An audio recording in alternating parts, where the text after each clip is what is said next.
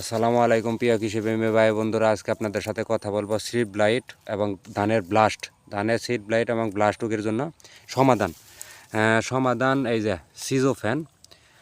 সিজোফ্যান ডাইফার্কনাজল গ্রুপের ওষুধ। এটা যেমন সেনজেন্টার আছে, এমিস্টাটপ যে গ্রুপ যে কাজ সেম ওষুধ। এটা ব্যবহার করতে হবে লিটারে 1 ml হারে, প্রতি লিটার পানিতে 1 ml হারে।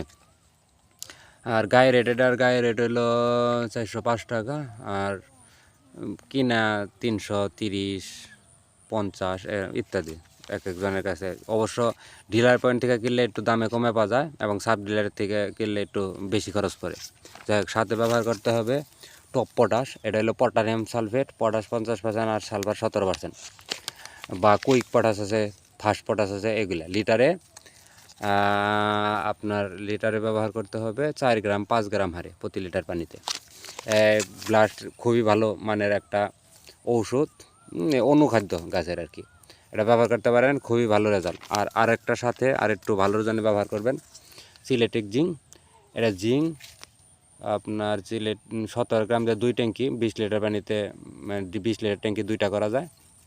17 গ্রাম দিয়ে রোগ প্রতিরোধ ক্ষমতা বৃদ্ধি করে। যে কোনো সবজিতে ব্যবহার করতে পারবেন রোগ প্রতিরোধ ক্ষমতা বাড়ানোর জন্য।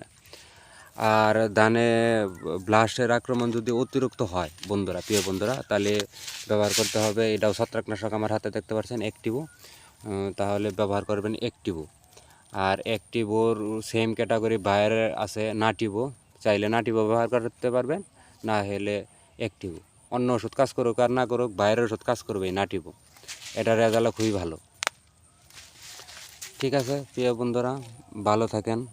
কথা হবে পরের কোনো ভিডিওতে। দোয়া রাখবেন। আল্লাহ হাফিজ। আসসালামু আলাইকুম।